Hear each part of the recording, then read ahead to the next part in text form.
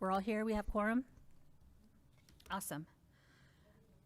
Everybody's here. Okay, the governing board retreat is called to order. Will the secretary please note that all board members are present? Ms. Para, board member Para is on Teams, you said? All right. Please note that today's meeting is being live streamed. The first item is 2A, update on superintendent search process and presentation of the leadership profile report by HYA with potential action. Dr. Christine McDuffie from HYA will take the lead. Dr. McDuffie. Well, good morning. Thank you so much. Joined here with my colleagues, Dr. Carmela Franco, Mr. John Bash, and it's a pleasure to be with you again to talk about this journey that we are on for the superintendent search. And it's just a pleasure to get the opportunity today to talk with you about a very important milestone in the search process, and that's called the Leadership Profile Report. So in your packet, and thank you to SB, you may have had a chance to take a look, but you've got two components to the report itself. This is the cover of the report itself, but it has an addendum, which is the survey results, specific survey results. And in addition, a hard copy of the PowerPoint that we wanted to walk through with you today. So we would like to just take the opportunity to kind of set the stage of the work that we've been doing for the last couple months. And then we'd like to share some highlights, and we definitely want to hear your questions, comments, feedback. But again, it has been our pleasure and our honor to get to meet your incredible staff, students, community members, and we're excited to share some of those highlights. So just a reminder on the phases of the process. This really is,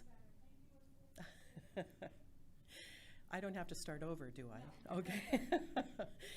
This is really a highlight of the first phase called engagement, and yet we wanted to mention that engagement continues throughout the full search process.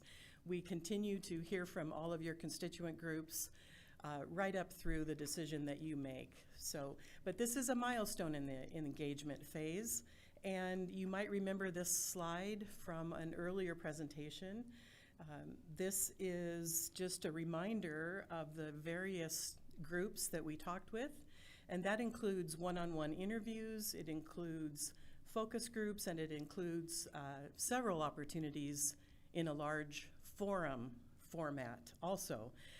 And in addition, a very important component that you decided early on was a research-based survey, and all of that information that we've gathered the last couple months feed into this leadership profile report that align, we think, with your desired characteristics for your next superintendent.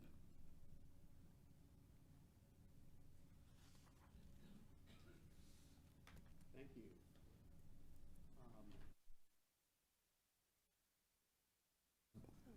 As Chris said, we really enjoyed our opportunity to engage with parents, with students, staff, your community partners and leaders.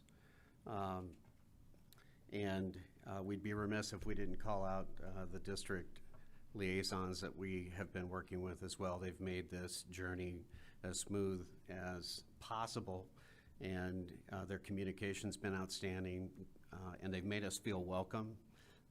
And so we want to say thank you again to Juve and the team here. This next slide shows you our total participation in the engagement phase. This includes all of the listening sessions we conducted, including 3 open community forums spread out in 3 different locations across the district, as well as the survey Chris mentioned. I'm not going to read the slide to you. I'm just going to call out that number you see circled, 1,883 participants in all those forums. Our report leads off with a summary of the greatest strengths that emerged as themes in the Phoenix Unified High School District. And I'm assuming that most of this, if not all, would be no surprise to all of you. I think the foundation of this is also a great sense of pride people feel in their district. They're proud of what's happening. Not that there aren't ways to improve, and we'll get to that, but there's a students first mindset. Your innovative portfolio of schools was called out by nearly every group and individual we talked to as a strength of the district. Not only dedicated staff who are truly and genuinely committed to the success of kids, but it was mentioned that several of your staff are also products of the district that have returned to give back, some of them for decades. And some of them even, I remember one of our forums, one of the teachers had retired, and due to some staffing shortages you had, she chose to come back.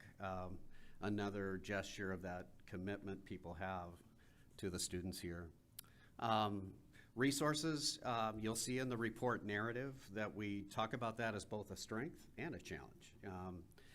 But in particular on the strength side of your resources, the structure of your district being all high schools lends itself to an efficiency and maybe an advantage compared to a standard K-12 public school district, where you can target more specifically your programming investments around a high school band of services. And so folks believe that that's an advantage, and so we called that out as a strength. Your district size was mentioned as, gosh, when you have the economy of scale in a larger system like Phoenix Unified, there's the opportunity to take a look at resources you do have and think as strategically and innovatively as you can around how you align those resources with your greatest needs. You do have a supportive community. When we spoke to community leaders, they also reciprocate that message by saying district leaders historically here have also welcomed partnership, that there's always been an openness they've felt to either receive an invitation to collaborate, or if they initiate, they're feeling like the district wants to connect, wants to create additional opportunities for your students in the community. In particular, business folks that we spoke to and higher ed leaders in your community said that there's a vision that's shared around students being given opportunities that lead to careers and opportunities that your community needs. And many students, given your portfolio of schools, are pursuing those, and they say over the years those things have grown and developed. They also said that we hope the next superintendent brings a passion and a commitment to that, building upon what's already here, maybe growing more options for kids. The diversity in the district was pointed out as a strength, not just ethnic and cultural diversity, but the diversity in programming, the diversity among staff. And while there's still work to do there, I think in any system, Phoenix Unified can be held up as a district who's walking the talk as much as possible. And folks really do see that as a value. The other thing your students and parents in particular called out was the diversity in the groups that you asked us to connect with and engage with for this project. The diversity of student groups. There were student groups who, when we asked for the strengths, shared that, well, one of the strengths is the district invited us to come to the table, be at the table, and share our voices. And some of them said that hasn't maybe happened as consistently as they like, but to be asked for their input regarding the next leader of the district, they wanted you to know that was genuinely appreciated. We've also noticed that in your board meetings, there's a routine recognition of students and groups and wanting to learn about what's happening, not only with their education, but with their clubs, activities, and organizations. So we saw lots of evidence of that. In the survey and in feedback we received, The technology infrastructure here and the technology support provided by Phoenix Unified, I think, is sometimes taken for granted in the information age we live in, but your district in particular was called out for providing the technology tools not only across the district for that to be used as a teaching and learning tool, but in some of your school program offering, the cutting edge technology kids need to prepare them for the technology opportunities that await. And finally, wraparound supports were mentioned as one of the strengths. You have staff dedicated to providing this kind of support, coordinating that support out in your schools. Your district was also identified as a leader, particularly with community members who said when the pandemic hit, Phoenix Unified and the team there stepped up and not only provided for students, families, and staff in the district, they were a leader in the broader Phoenix community, and other districts looked to Phoenix Unified for guidance and direction and collaboration around how to pivot from on-campus education to remote education, how to make sure kids who rely on school meals would receive those regularly, and how are we going to deliver those. All those logistics were called out as a really powerful form of the kind of wraparound support you all provide. Again, a strength and a challenge, because you'll also hear that folks wish there was more, but these are strengths that were called out, and in the narrative report you'll see a few other examples, but those are the highlights. Chris mentioned that you do have a packet. In that packet is also the survey summary, and you'll see that the aggregate strengths from the survey, and that survey is grounded in research on effective superintendent leadership. The top strengths in that survey also mentioned technology, but also said the district engages with diverse racial, cultural, and socioeconomic groups, that the district provides a clear and compelling shared vision for the future, and the district employs effective teachers, administrators, and support staff in its schools.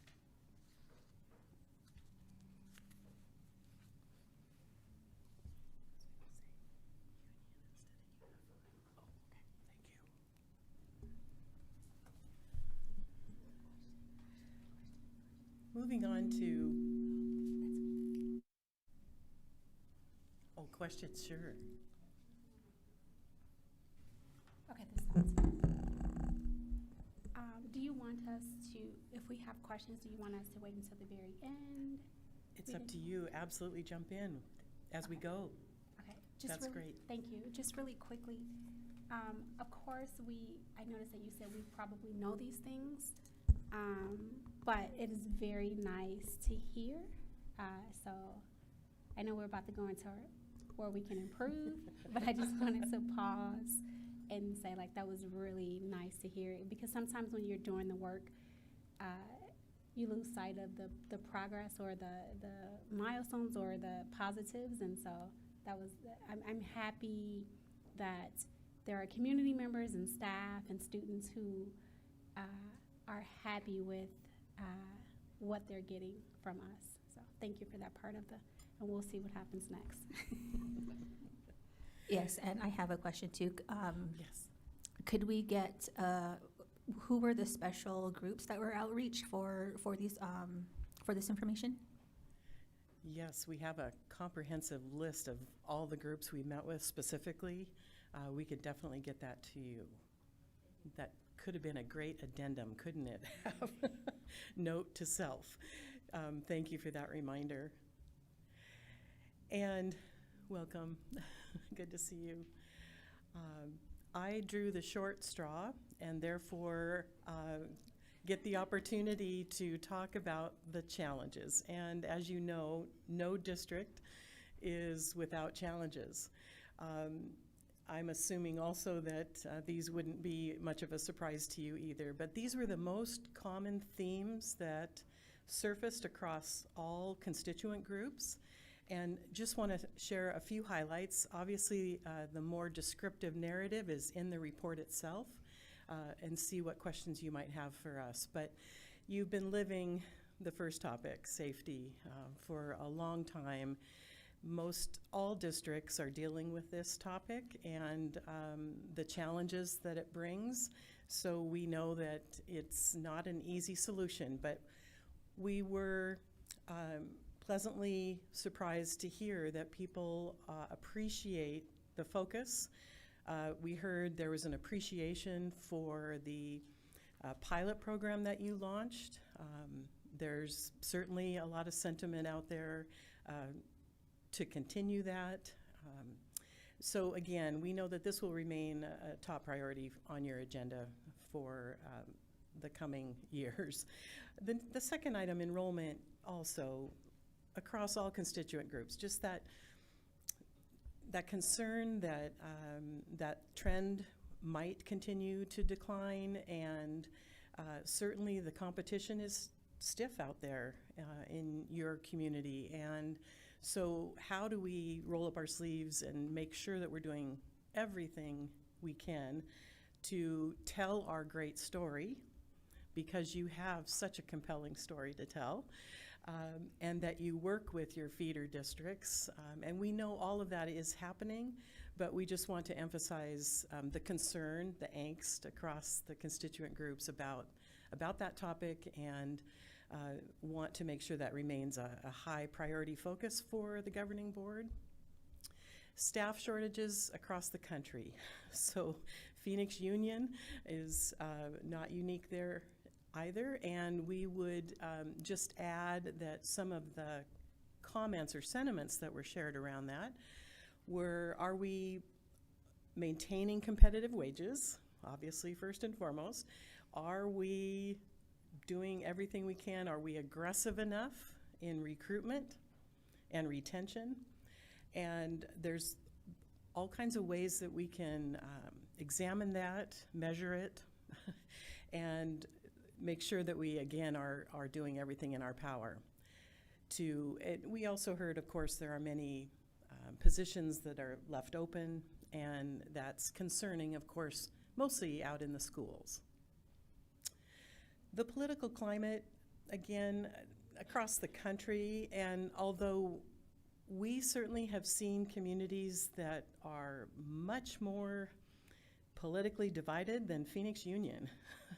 And yet, you know, I think the message here is that constituent groups want to ensure that all decisions that are made by the leadership and by the governing board are filtered through one primary filter, and that is what's best for students.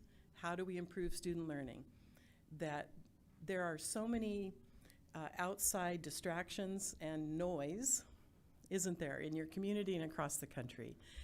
But again, that reminder that every time we bring a decision forward, as leaders, as governing board members, are we asking that very critical question?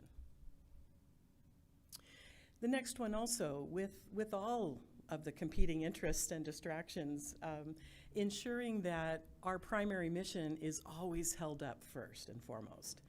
And you have to attend to so many different urgent issues that, is it clear across our system and across our community that we hold student achievement and what's best for students at the very top of every agenda? And we've been so impressed with how you model that, as John mentioned, not only celebrating students, but recognizing their great work. So again, just that sense of urgency around, let's make sure that that's our first and foremost priority. Hiring practices, a lot of angst around and questions about our processes, our systems, structures, processes, also equitable hiring across the system, a lot of angst from schools in particular, questioning and this is not unique to Phoenix Union either, is the district office. You know, that is a common theme across the country. Is the district office overstaffed when we really need so many positions filled where they're serving children directly? We don't have the answer to that. We just hope that you can have the data ready to show that comparable sized systems, your comparable staff at all levels of the organization really helps to tell that story, because otherwise, as you know, people just make it up. and you don't want that lore out there if you can avoid it. So have data to rely on, to point to. The folks that we heard from didn't know where to turn to find those answers. They just know that we have angst and we have open positions. We don't know how those decisions are made. You'll see in the report, and we really just share with you what we hear that are common themes. So there's a notion about possible perception of nepotism and cronyism are the terms that they used. Again, how do we assertively go after that? What's behind that? How can we change that narrative? But it was a common theme, otherwise we wouldn't have included it in the report. Do you want to jump in? Thank you.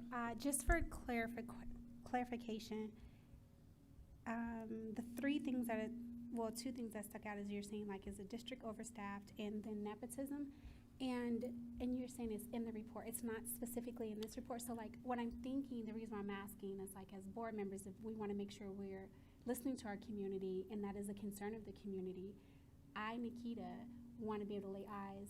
I know you're giving me the gist, and I believe you. It's not that I don't believe you, but I would like to hear or see, like, the report, so that we can then, as a board, come together and figure out how to move forward. Was that confusing? Yes. Or did that make sense? I think so. Okay. Let's dig down a little deeper. Yeah, we don't have any additional report. These are just, as we mentioned, this is just, it's just perceptions, and does it rise, you know, and we just are taking notes and notes. We've got volumes of note taking, so there is no report, but what we would point you to is, again, do you have anchor documents you can point to, you know? Does HR have the data that can help you change that? Yes. So thank you, and again, perception data only, and how deep it is. Remember, this is just a small sample size when you look at the just under 1,900 participants. It's a very small sample size when you think of how large your community is. So keeping that in perspective as well. State funding and state policies is an ongoing issue, and people talked about that, making sure that the new superintendent really is dialed in, doing everything that they can to influence, share the needs at the local level. So that was that. And then equity, of course, equity and access, a lot of conversations about hiring, funding, making sure that our students all have equal access to your incredible portfolio of programs. But also when you think about when we develop the budget every year, you know, it's not equal funding across the system, it's equitable funding across the system. And can we point to that? Can we show the distinctions? Is what the questions are out there. Therefore, it rises as a challenge. And again, every system, every school district, you hear about, can we just improve our systems? Can we streamline? Can we have clarity? Can we have coherence across our system? If your employees can't articulate, you know, that they're confident in how decisions are made, they can point to the structures, They can point to procedures that are really clear and are being implemented consistently across the system. You know, that's just room for improvement, but so many districts are continuously wrestling with that. So that's, again, an area for focus for the future.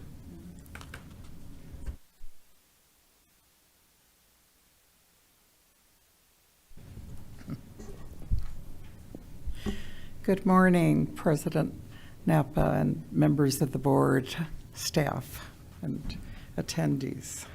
It's a pleasure to be here. We were commenting this morning, it's so nice to be in person, not on Zoom. So it's great to be here. The next area, the desired characteristics, of course, that's the most important thing resulting from all of the input gathering and the creation, therefore, of the set.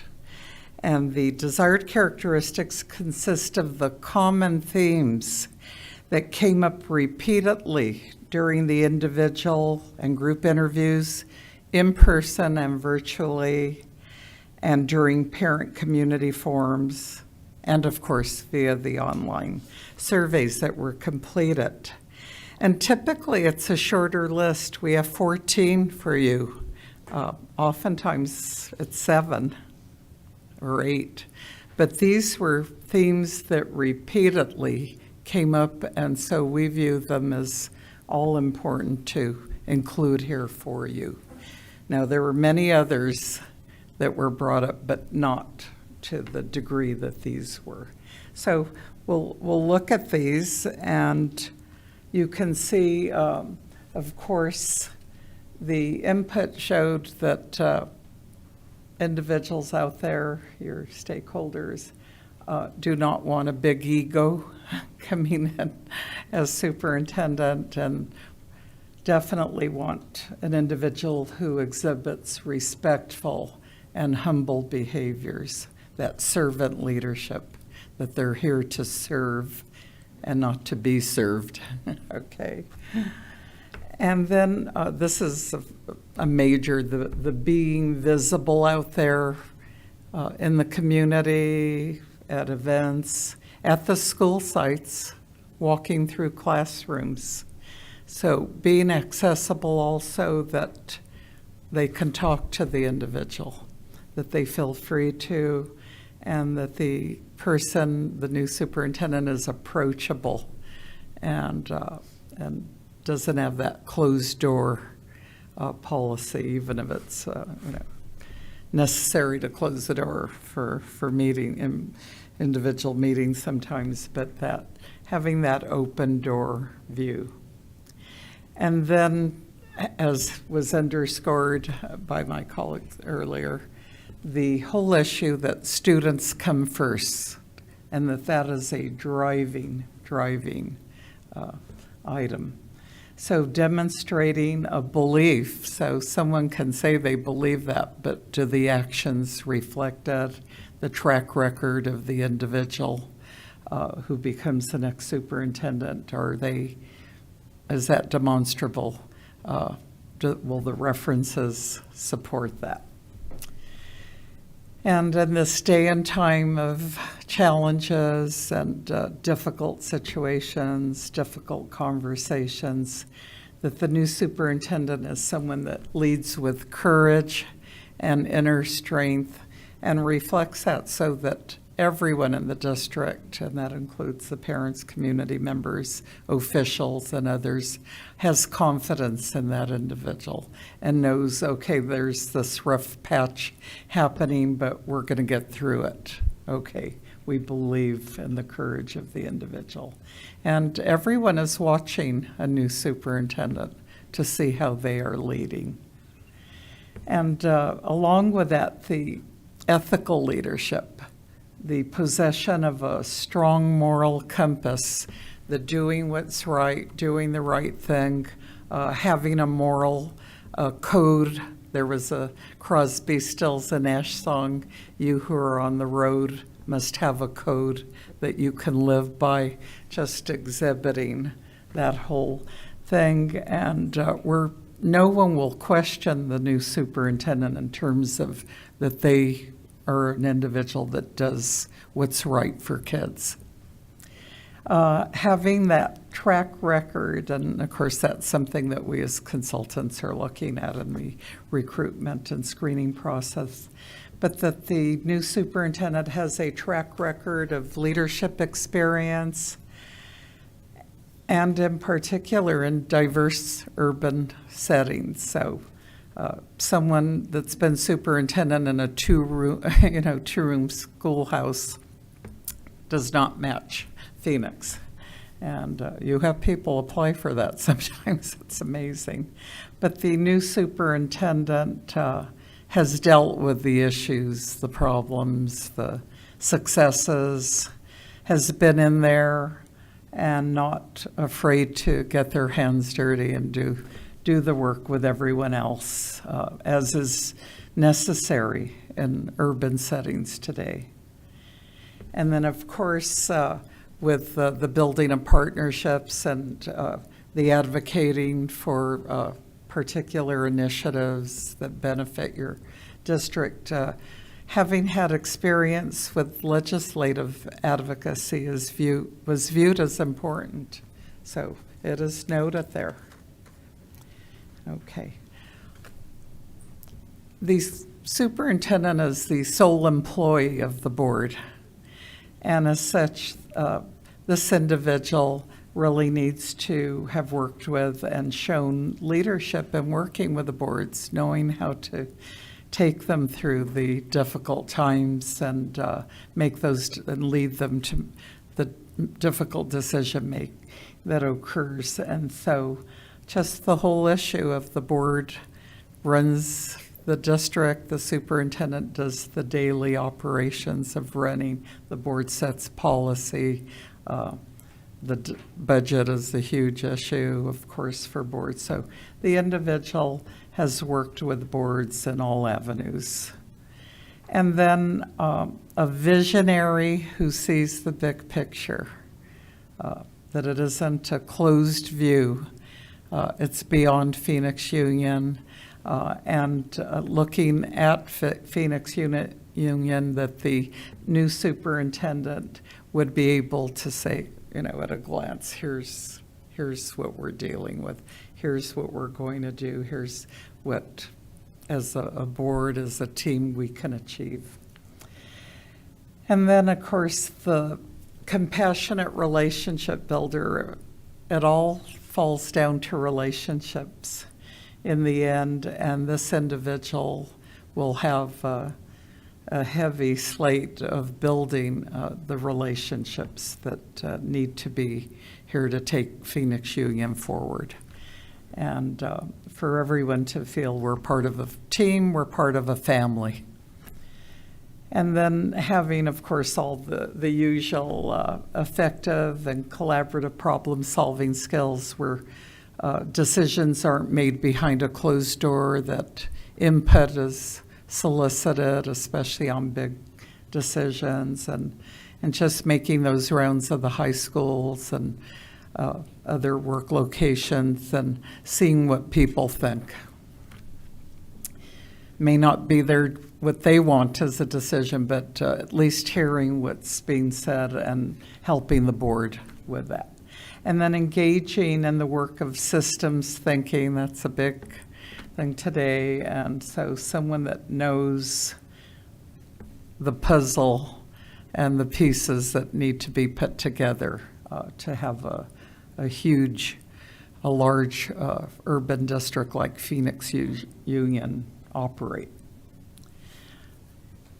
Equity was stressed before, but culturally competent, inclusive, a real equity leader.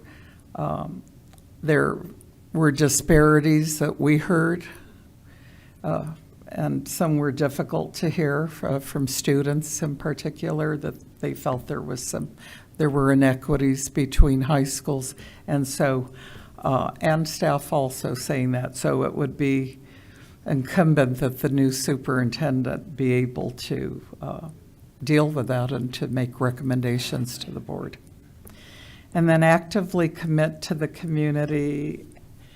That's important. The parents and other leaders in the community, other groups, want to know that the new superintendent is there for them also and will be building partnerships with them. So these were the 14 major themes that came to mind. And this information is so important for the prospective candidates.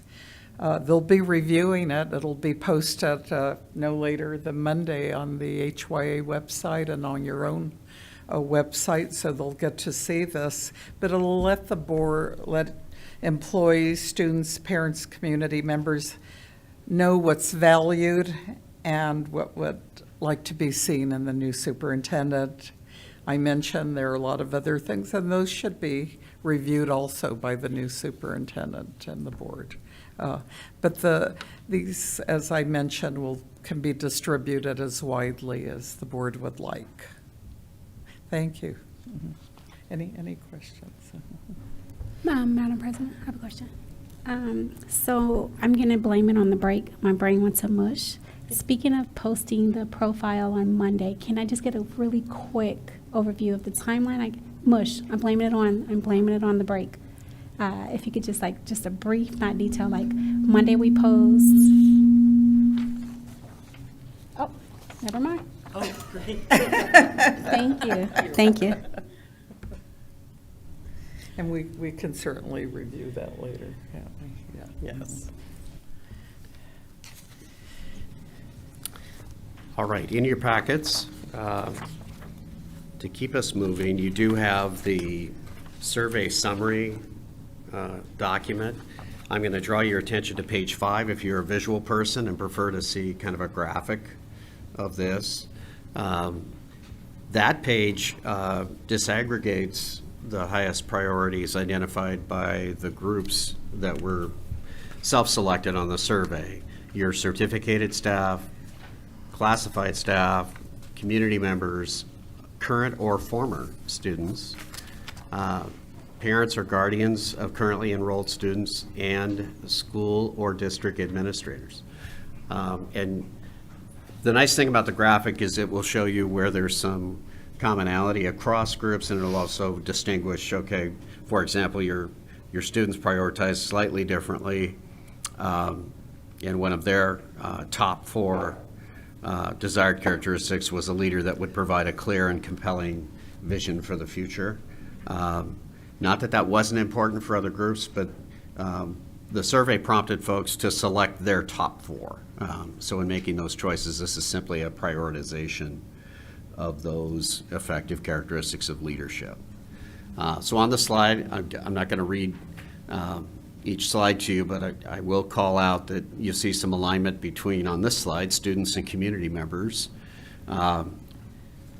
where the professional climate of mutual trust is on both lists, and understanding and being sensitive and respectful to the needs of a diverse student population, also there.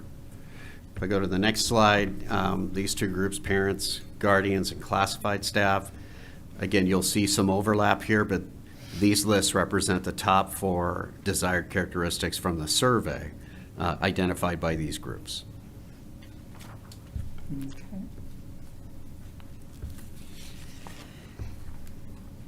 And finally, certificated staff that one. and your administrators. Right, I have the desired characteristics for these 2 groups, certificated staff and administrators. You can see that each had the same 3 to start off with: the fostering a positive professional climate, establishing culture of high expectations for all students, and recruiting, employing. So the difference between the 2 was the last item. For certificated staff, you have effectively plan and manage the long-term financial health of the district. And then for administrators, you had demonstrated deep understanding of educational research and emerging best practices and implement strategies. So those were the differences in those 2. But the commonalities outweigh, obviously, the 3 and 3. As a governing board, you also added one custom prompt to the survey that read, I did. And that was, the statement was, I believe Phoenix Union School District should focus on student achievement and outcomes over all other initiatives. And page 8 of your packet shows the disaggregated result on using that Likert scale on the extent to which folks agreed with that statement or disagreed with that statement.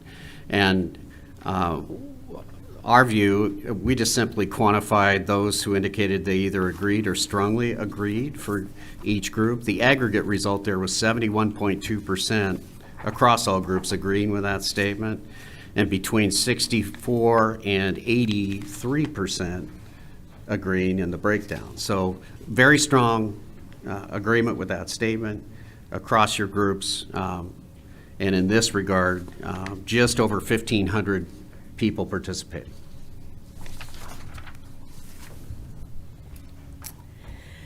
So thank you for the opportunity to walk through the highlights of the leadership profile report. We wanted to see if there were any additional questions that came to mind.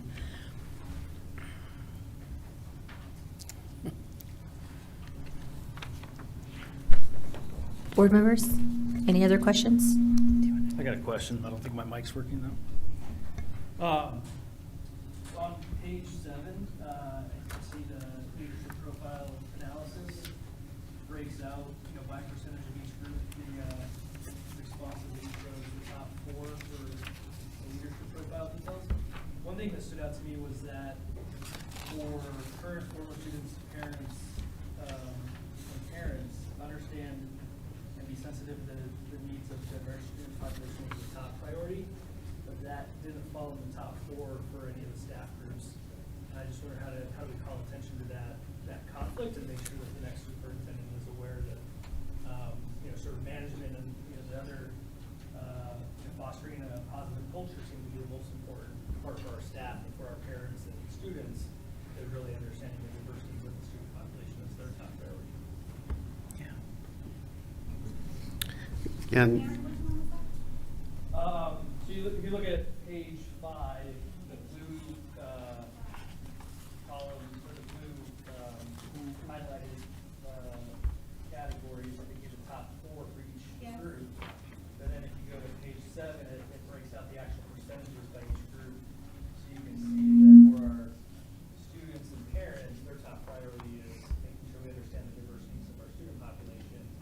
But then for our staff, the top priority is fostering a professional climate that's positive and built on mutual trust and respect.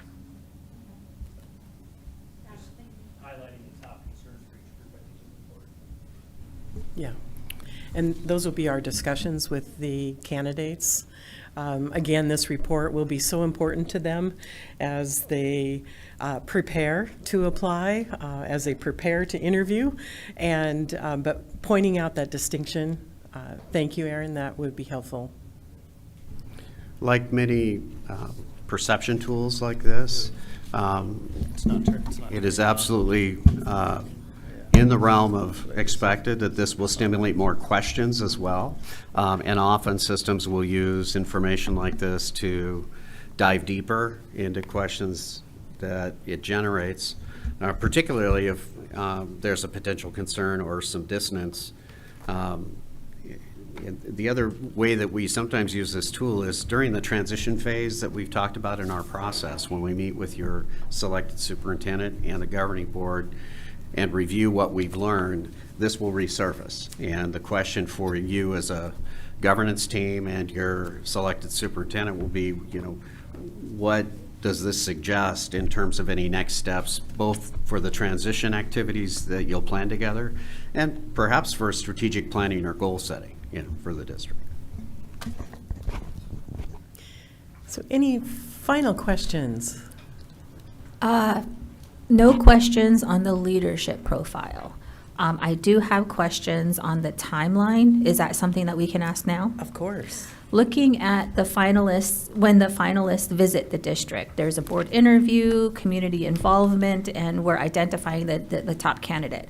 So visits will happen and the interviews will happen March 4th, 5, and 6. And the board is meeting on the 6th and the 7th to determine the preferred candidate, right? That's a quick turnaround.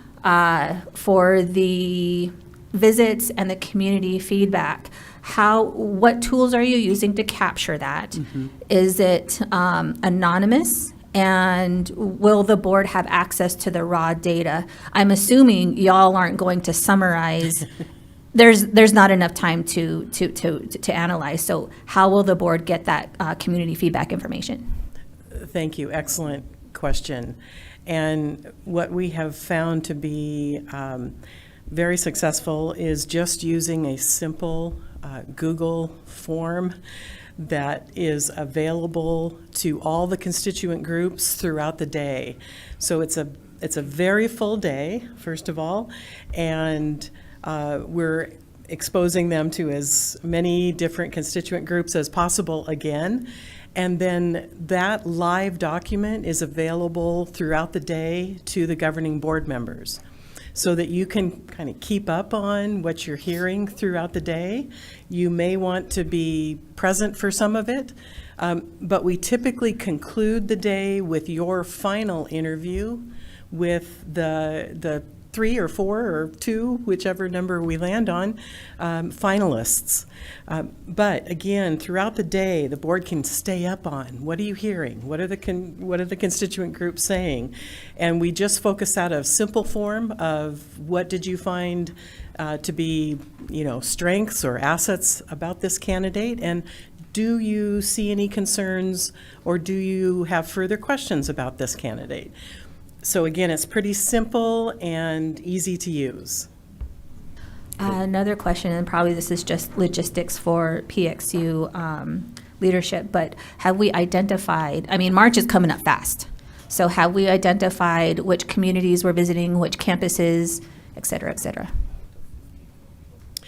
We have just started that conversation. Huve brought that up just at our last touch base meeting. So we propose that we kind of work through a draft of that in the coming days and work with Huve, SB, others to be able to present to our liaisons at least a draft that you can give us feedback, and then we'll share it with the whole governing board. But yes, we've got recommended structures, recommended groups, but we definitely want to hear what your thoughts are in your direction. Yes. Madam President, Superintendent Andrade, and members of the board and our community that are here and also online. Your 2 questions were the first 2 questions that I asked in the last touch base meeting that we had. So we're thinking along the same lines. Our ultimate goal is to make sure that we are on point with every step that we take moving forward and really throughout the process.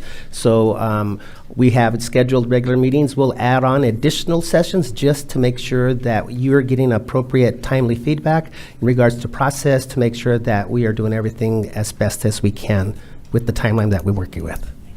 And this is my, obviously, first superintendent search. What does it look like during the school day? Because I feel student feedback is important just as much as staff and administrators and general community. So are we interrupting instruction time? Are students, what does that look like for students? Again, great questions. Yep. Chris, you want to go ahead and Thank you. go? We certainly have a recommendation, but we absolutely want to hear from you of what you would like to see happen. What has worked well in many, many communities is that probably the principal and a student group lead the tour. If we are able to fit in a few schools, it'd be ideal if we could at least fit in 2 or 3 visits where it's a student-led tour. We're gathering feedback certainly from that critical group of students who stay with the candidate, throughout the tour. But as they visit classrooms or they interact with staff, every interaction is part of the interview, and we gather feedback, like we said, throughout all those visits. Madam President, John, go ahead. I'll follow you. Just another strategy some districts have used is to either assemble a student panel to conduct their own, interview with each finalist, and/or include a representative group of students on a stakeholder panel doing the same kind of thing. Obviously, there generally are more ideas and more engagement desires than there is time in a single day, but we do prepare candidates who become finalists that it will be a marathon, that you'll show up in the morning and activities will carry on into the evening typically. So they come prepared knowing there will be a wide variety of engagement activities that occur. Madam President, we have a process that we use for the selection of our principals at the campus level, which includes parent forums, student forums, and those type of activities. We obviously will have the full executive team that participates in the coordination of those type of events that will be involved to make sure that we are fully inclusive, as least disruptive as possible, but also understanding that this process is a learning experience for our students. So when done well, it'll be beneficial for all.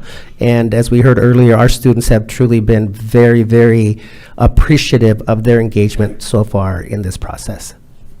Thank you, Mr. Lopez. I really appreciate you lifting up inclusivity. I also want to, just to make sure that we're also including our refugee population and especially Spanish speakers. So students who are Spanish speakers are able to engage in this process, and underserved communities too. So, student leadership and student government is the obvious go-to for this, but I am really interested in what student groups we normally don't hear from.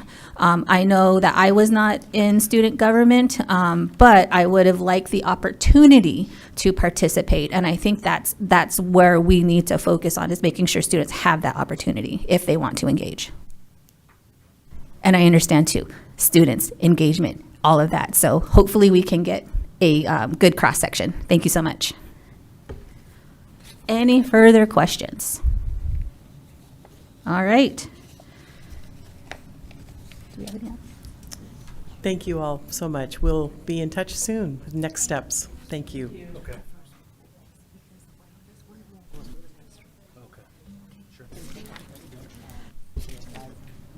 Yeah, end of presentation. Thank you so much for all of this. Let's take a 10-minute break. All right, so back at, I don't know what time it is.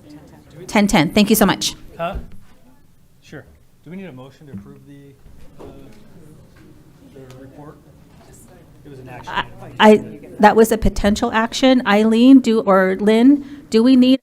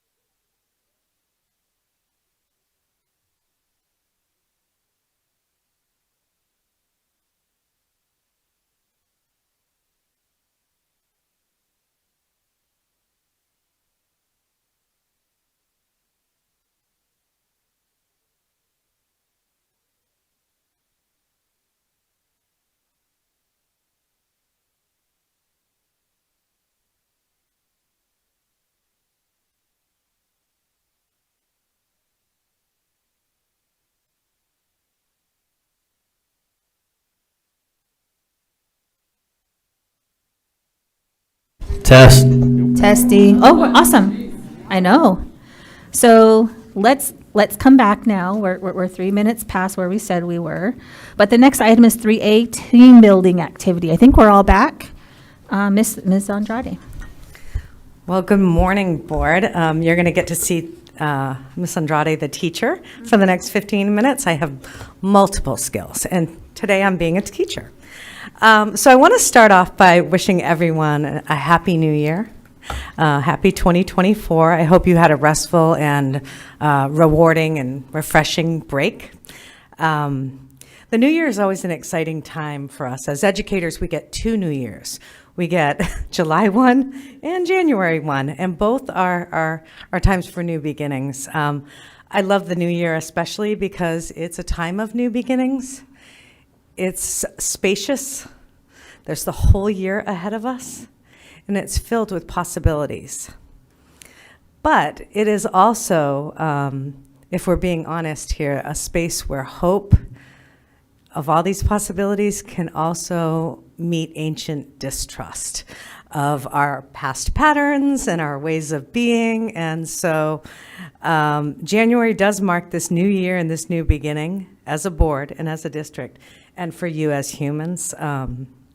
And I think that one of my favorite activities to really honor that hope and that distrust of, am I really going to shift and change? Am I really going to start going to the gym? Am I really going to give up red meat? Am I really going to set more boundaries with so-and-so in my life? It's a great way to do that is to really, for some it's a vision board or an action board. For others, it's just setting those intentions. And others, they'll just do journaling about it. So I thought we'd start with a little bit of an intention setting activity. And it's brought to you by a couple of my favorites from the national field. So SB, if you want to go to the next slide. One more. You all have a blank piece of paper in front of you, and it's really just kind of, you can divide it in half. The first half, and maybe put 2024 on the top of it. There's a power in written word, right? When you write something down, it becomes an archive on this earth. Although you can throw it away and no one's going to make you share it. This is personal. When we talk about what's in and what's out, right? For you as a person, and this could be professionally, this could be personally, this could do with patterns and behaviors, or it could do with, just new possibilities that you want to explore. What are you committed to in 2024? And what are you committed to canceling in 2024? What's in, what's out? We did this activity with the leadership, and it was really interesting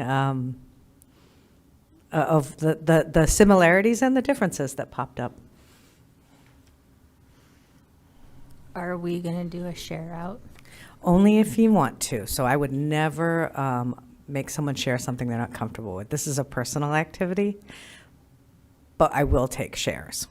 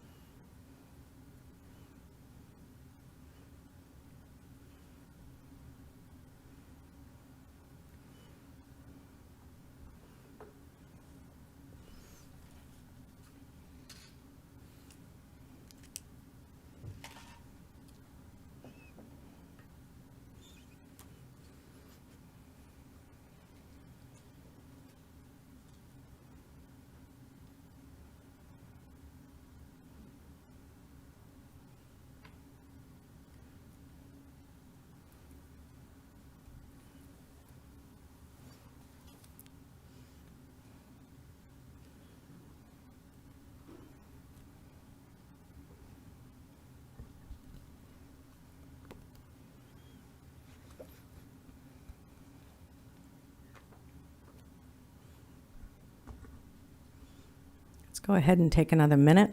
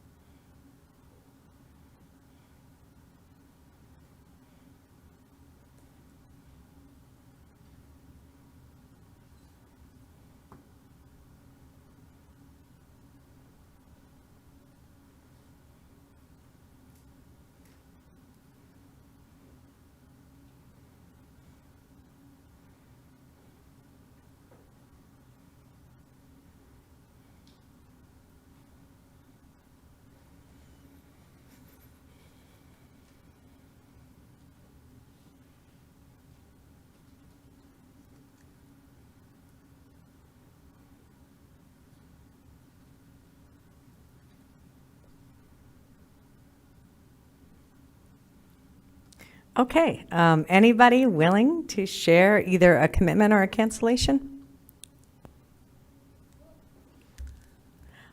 Senator Alston. Yeah, well, I feel I've got a whole big list of commitments and no cancellations. So I think I need to look for more balance in my life.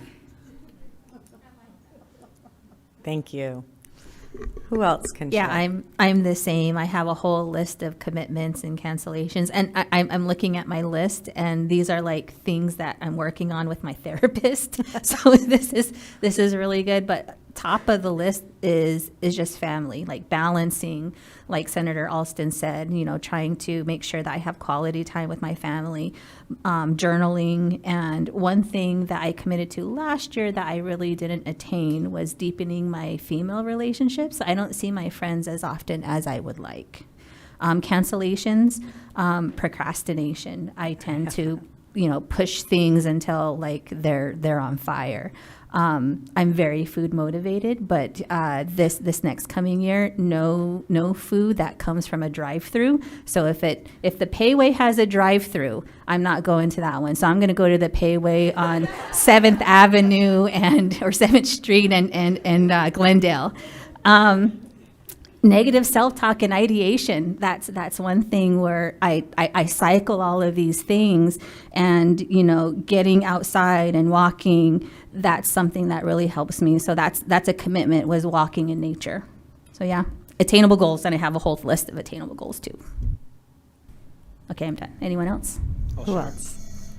So my cancellation, the first one's the same as yours, procrastination. So trying to cancel that. That's a ever-going battle for me. And then my commitments are getting to know each board member better outside of board meetings, trying to make time to meet with each of you and get to know your priorities better. And then as a board member, really working towards setting some goals as a district and sort of knowing that school safety is sort of an ongoing issue for us, but really starting to focus more on student achievement. Anyone else? I'll go. In my ends are attracting abundance and socializing more and living in the present moment / peace. And then in my outs, similar to what President said, decreasing my negative self-talk. And a talk with Sherry inspired me to not stress so much about the future. Awesome. And anyone else before we move on? Member Oliver. Okay, since we're sharing for my therapist, I vow to live in the present more, and you brought it to mind because I'm always looking out, and I don't feel like I appreciate what's happening right at this moment. So, You're not alone.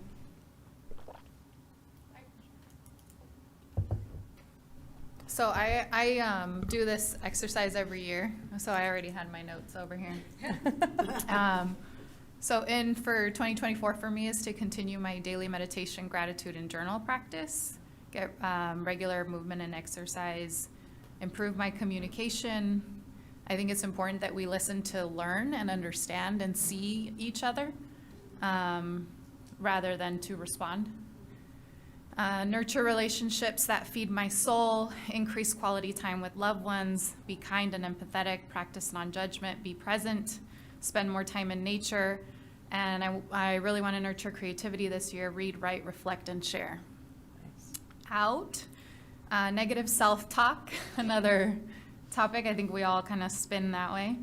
Harmful comparison that feeds jealousy instead of inspiration.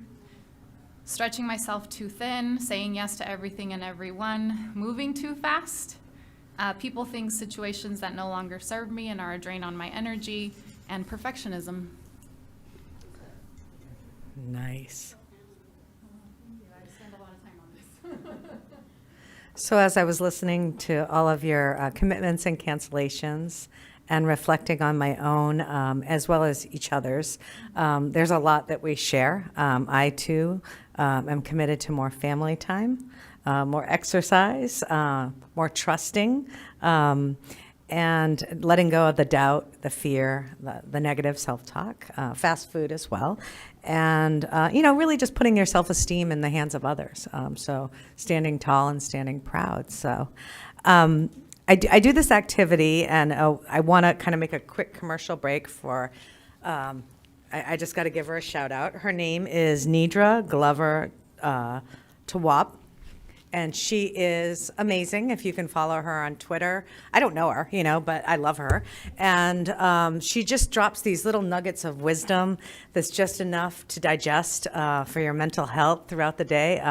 Probably got me through the pandemic, so I appreciate her. And also enjoy a lot of the books and tools, I guess I would say, that she puts out to work with. And so one of the ones that you're looking at today is called the Boundaries Flip Chart.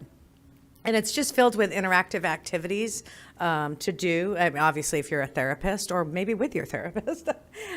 This book, actually, you can write in with a wet to dry marker, so it's kind of cool, and you can erase. So I was even thinking about doing it with some of my family, or we did a little activity with leadership, and you're probably wondering, well, what's the therapy doing at work? But I do think boundaries are important, and they matter. And when you think about some of your commitments or cancellations, they probably do relate to your boundary with time, or your boundary with food, or your boundary with yourself, whatever it may be. And so I want to point out she has this continuum of boundaries that we all are on. And depending on who the person is, you might have very porous boundaries or loose boundaries, or you might have very rigid boundaries. But where we aspire to be is in the middle on the healthy boundaries, right? The give and take, not always saying yes, not always saying no, but a little give and take, a little bit in between. And I think, there's no one person that always falls in the middle, right? We're human and we're imperfect by nature. So when I think about maybe my ex, it's probably a little bit more rigid for my boundaries, right? But when I think about my baby girl and my daughter, maybe I'm a little bit more porous at times. But I think it's important to have these at work, and to understand how they show up. Because ultimately, if you find yourself too rigid or too porous, the mental health impact is tremendous, right? With anxiety, depression, isolation. It could end up with substance abuse, alcohol abuse, sleep problems, and the list goes on. And it's just not healthy. And when we're not healthy, we can't show up as our best selves. So I love, as we head into a new year, it's a new board in many ways. It's still a very new board, even though it was elected a year ago. It's now new leadership positions on the board, and even more experience coming to the board as each year passes. And again, new possibilities for the district as well as we embark on a superintendent search. I kind of want to leave you with with two thoughts. I'm going to keep referencing the sequoia tree. Sequoia trees are about 2.6 million pounds. They're enormous. If you ever get to go into those forests and see them, they're jaw-dropping, beautiful. And 2.6 million pounds, yet the roots of them are 6 to 12 feet. And you think to yourself, how does a tree of that enormous weight and power withstand having roots of only 6 to 12 feet? They weather through the Sierra Nevadas, they weather through earthquakes, storms, fires, floods, like you name it, and they're still standing. And they've been standing probably before we even came along. And I think about the roots in my front yard tree that are probably pulling up the foundation on my house. And it's a solo tree, and it spends a lot of time rooting. But when we spend too much time rooting down, it actually doesn't give us, the tree or the person, enough energy to blossom and bloom above. And so I would ask you all to head into the new year and as a board, become a board of sequoia trees. And I say that because going back to those 6 to 12 feet of roots, the reason they survive is because they are a community. They intertwine their roots with one another. And while they are still independent trees, and they live, and they're not all exactly the same height, exactly the same, they share nutrients, and they share their root system, so together they are stronger as a community of trees. And we know this, when one sequoia grows alone, it will not grow as tall, it will not grow as strong, and it will not live as long. So as a board, you all have, your own priorities, right? And that's okay to be an independent board member, but you're only as strong as your sequoia roots. And so you are all interconnected as a board and as a district with, hundreds of thousands of constituents. And I would arguably say in this day and time, with the political climate, with what's going on in public education, I implore you to stand as sequoias and stand together and intertwine your roots, because we are stronger together. And with that said, I am going to leave you with kind of like, it reminds me of David Letterman, although I'm probably dating myself, but Nidra Glover's In and Out list for 2024. What's hot, what's not? All right, so let's take a look. What's in, according to that, is take a look at some of what's making the list for 2024. My personal favorite is Ride or Die Love. Self-awareness, I heard a lot of that in the room. I forget to seek the wisdom from elders, but that's priceless, and you can't do that forever, right? So capture it while you can. Being present, I know I heard that, and it's cool in 2024. So let's take a look at what Nidra likes us to abandon for what's out. And that's a little crooked, but that's okay. Oh, there you go.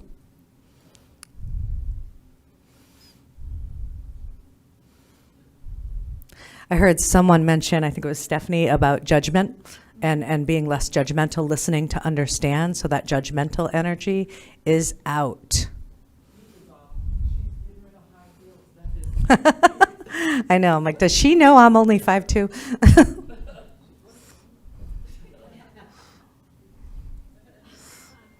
All right. Yeah, I don't know, I'd have to look that up on Google, but. Yeah, it's all about me, right? Yeah, maybe it's the concept of other people, yeah. So that is it. Amy Chan's, she's tweeted her out. Lots of people have tweeted this out. Now you're in the know, and many of your things are on this list. So I am pleased, and I am happy to hear your intentions, and I look forward to working with you in 2024. All right, let's close it out. Oh, there's Amy Chan's list, but you can keep moving. All right. I think we can move right into the next item, which is our governing board policies. I'll give a moment to reflect.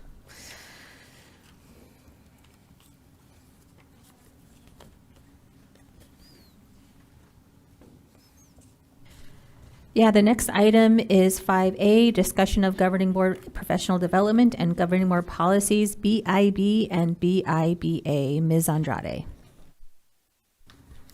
Okay, at the last board meeting, President Napa and members, on a few board meetings, we have been discussing board professional development as it relates to developing board goals and moving forward as a system.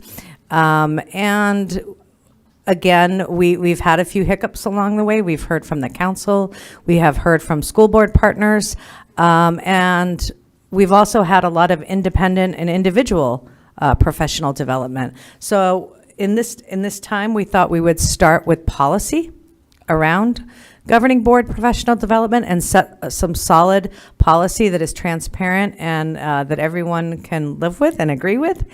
And from there, we're going to take a deep dive on the budget set aside for professional development, where we are today, and then where we'd like to go as a board with the budget, because there is still plenty of time to adjust that in preparation for the adoption in June.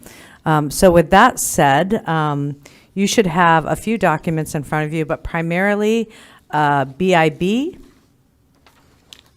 policy, and I'm going to hand it over to Ms. Hernandez to go through the highlights from this policy. Thank you, Ms. Hernandez, I called you Hernandez. For the record, that was my old assistant, Hernandez. So I'm sure School Board Member Hernandez is used to it too as well, so. Thank you so much, Superintendent Andrade. Board members, what you have before you is policy BIB with some changes. If you recall, at the last board meeting, Board Member Marquez handed out two different policies, BIB and BIBA. We had an opportunity to meet this week and go through those policies. The recommendation is to consolidate those two policies into one, and it made most sense to consolidate BIBA into BIB, given the title of the particular policy. So what you will see in here will look kind of familiar because it really does incorporate the majority of the recommendations that were made by Board Member Marquez with a couple of adjustments. Some of the adjustments that were made, for instance, if you look under the required board member training, we added a training for public records law as a mandatory training. Also, in speaking with Board Member Marquez, we have talked a little bit about perhaps putting some conflict of interest training in there as mandatory training. So something for you to consider that today and give me some further direction on that. And then it's divided into several sections, as you can see. So you have required training for board members, and this would be required training for new board members coming onto the board. It also would allow any existing board members to attend those trainings if they wanted a refresher course, if you will. So it's a continuous training on those particular subjects. There is also a section for ongoing trainings for board members. So you come on our board, you get some initial training, and then you are entitled to some additional training to help you develop as a board member throughout your time here.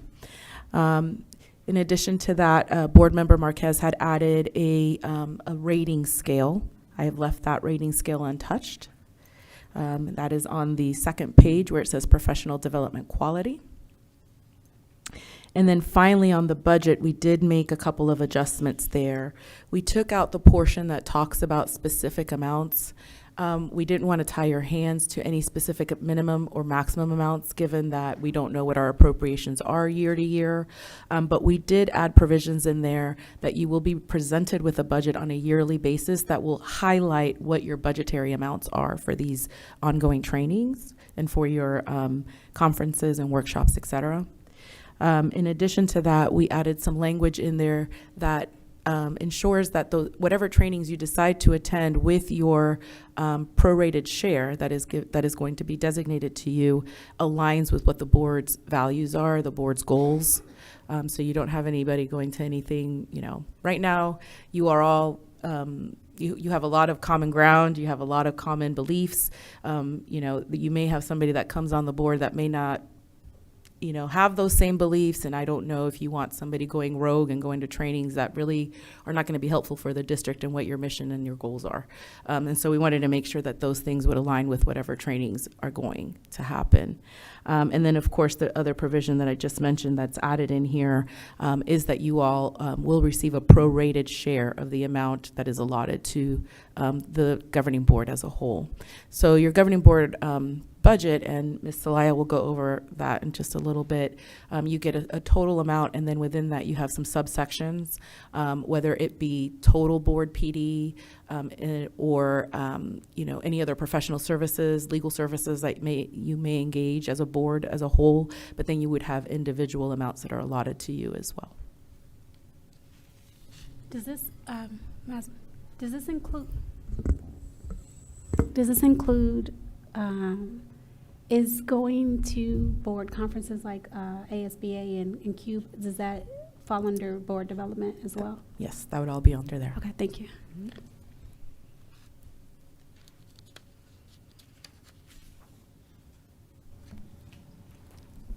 Madam Chair, just a couple comments. I lean on the, and it sounds like Sherry's going to present us sort of the current budget suggestions. But in policy, is there a way to call out and distinguish that the amount of funds available to boards presented on an annual basis is specifically calling out, an amount each year for board members to go to individual conferences, and that an amount for collective board training, where we decided that all board members, at a retreat would receive the same thing? So it's written within this policy that you would have both of those things available to you. Okay. Yeah. And you could frame however you would like, because again, that part of the budget is really, a lot of it is in your discretion. You can allot that how you see fit. Great.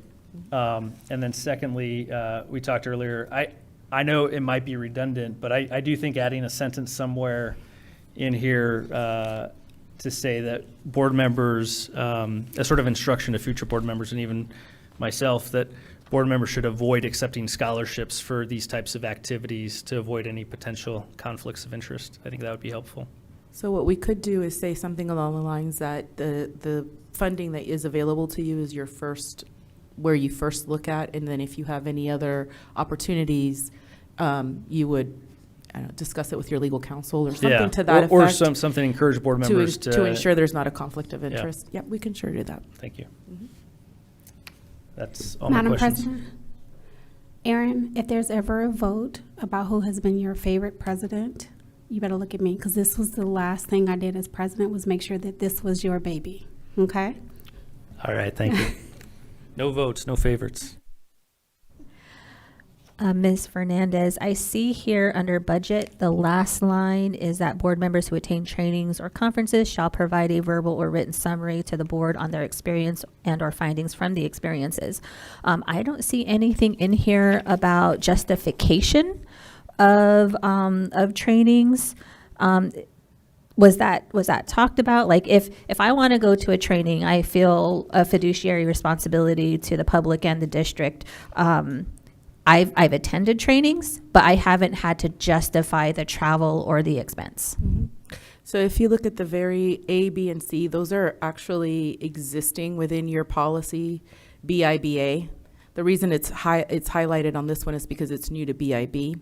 But that language is kind of existing already. It sets some parameters in place and some guidance on how you make decisions on attending conferences.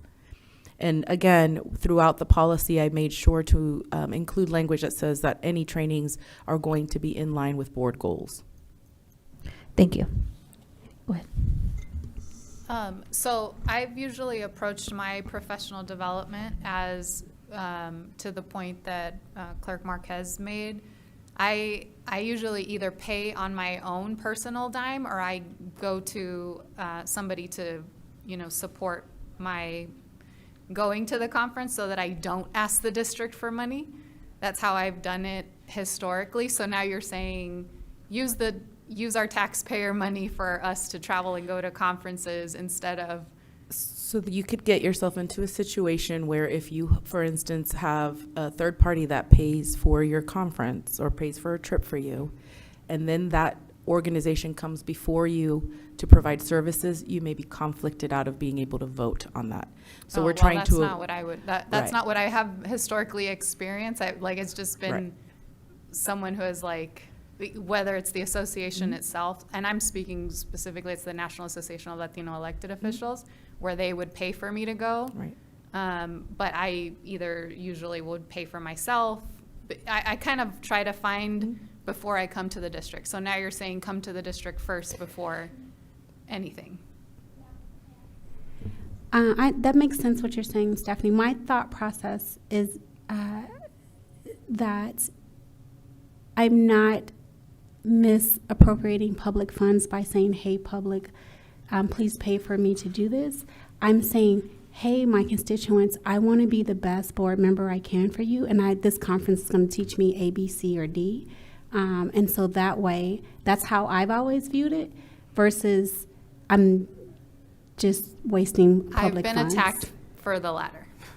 Got it. And that makes sense. So when And people see I, that board is traveling, they will criticize us. right, and So that goes into President's question of like, how do we justify? And so if we're able to always justify of saying, hey, I attended this CUBE conference because the topic is this, and this will help me be a better board member. And I apologize that you've been attacked in the past about that. It seems this way is the most transparent. And you know, Stephanie, we're public figures. We will get attacked for different things for different reasons, but this feels like the most transparent way. If we're like, this is what I'm doing, this is how, and this is the budget to show that it's covering it. But I understand what you're saying. It makes sense. I mean, Madam Chair, I apologize. I'm totally fine with it. I'm just saying, like, it hasn't been my experience before. But if this is what you want going forward, yeah. Can I say one thing, please? Thank you. And just to be a little bit more clear, Board Member Parra, the language that I would add in here would be specific to avoiding conflicts of interest. So it would be language that's protecting you. So it would say, in order to avoid an appearance of conflict of interest or an actual conflict of interest, any third-party payers or something will need to be reviewed and by legal or something to that effect is what I would put in there.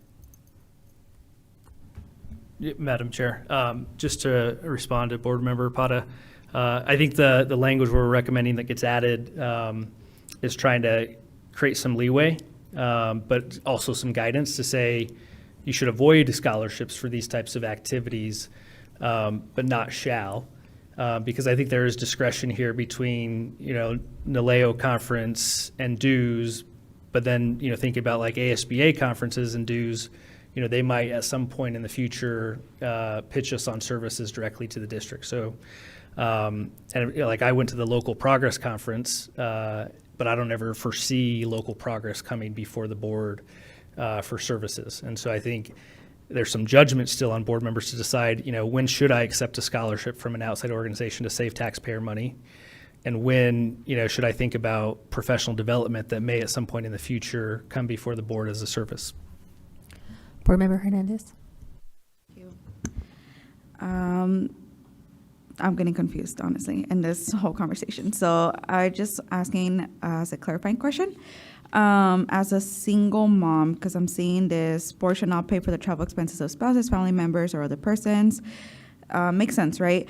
But let's say we approve it, and as a single mom who sometimes doesn't have anywhere to leave my kid, but I really want to attend this, could I still talk to the conference, like if it's a national one or even local, to arrange childcare? Because I know in some past conferences, I have been able to do that.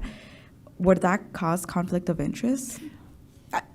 Conflicts of interest are very fact-specific, and so what I would say is it really depends on the particular circumstances, situation that's happening, and so I would encourage you to reach out to Ms. Adams in those situations just to get clarification on what you can and cannot do.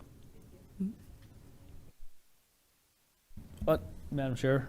Oh, go to Lynn. There we go. I'll just chime in just one thing, just to keep in mind on a conflict of interest. If you have one, that doesn't, it's not necessarily good or bad. just means that you can't vote on an item. So if you decide that it's in your best interest, or for whatever reason you want to accept a scholarship or some other, you just have to keep in mind that you just can't vote on the item. So it's not I won't say it's a black mark, it's just I can't vote, I can't participate in the discussion about that. And so you can make that decision on your own, kind of taking into account how you want things to play out. Board Member Marquez? Yeah, to Board Member Hernandez's point, I've also been at conferences where sometimes the conference planners are very thoughtful about providing childcare in a room at a hotel conference that's sort of, for children, and then also providing travel for the children for instances like Board Member Hernandez pointed out. So I don't know if there's any way to massage that language to make that exception, so that we are sort of a pro-family board, or what's your recommendation, Ms. Fernandez? Again, I think this all lies within the conflict of interest world, and Okay. so it would be addressed in that way. And we can't address every scenario in the policy. Tracking. But I would encourage all of you to reach out to Ms. Adams if you have questions about conflicts. Ms. Celaya? Thank you, President Napa. So Ms. Sabalos just passed around, it's called a control account report. And I'll walk you through it, and then we can ask questions. And this is just what's been budgeted historically. Budgets can be revised, amended, changed, it can be grouped a different way. So before I start, let me explain what a control account is. We have different line items in our budget, and we can budget by line item. However, we're so large, we have so much activity, we're never 100% accurate on line item budgeting. So we group account codes together under a control account. And what that allows in the system is that I can exceed any single budget line, provided I don't exceed the bottom line. So I might have a group of accounts with a budget, and there's $2,000 on this line, $3,000 on this line, but the total is $5,000. I can go over that $2,000 line, provided I don't exceed the $5,000. And there might even be some lines in there with no budget attached, and I might spend out of that line as long as I don't exceed that $5,000. So just so you understand what that control account grouping means. And again, this can be changed. So what you're seeing here first is the 001-500-0000 Purchase Services and Supplies Control Group. That total budget, if you shoot all the way to the back page, at the end of the report, you're going to see the total budgeted amount was $204,510. We've actually spent $69,834 year to date. Encumbrance, or the balance is $134,675. Encumbrances, and this is items that are set aside anticipating an expenditure in a purchase order. So purchase orders are out there with this balance left on them of 79.7, $79,700, with a balance left of $54,900, almost $55,000. I can walk you through some. If you go back to the first page, I'll just let you know what the detail means there. That first line, other professional services, you see J and D professional. That's our interpreter translators that attend governing board meetings. The top lines indicate, in that top box, those are actual payments. But that bottom box shows what's still outstanding on a purchase order, as an encumbrance. Sometimes you see these you'll see adjustments in there when we do journal entries. I won't get into those unless you need me to, but I don't have the detail with me.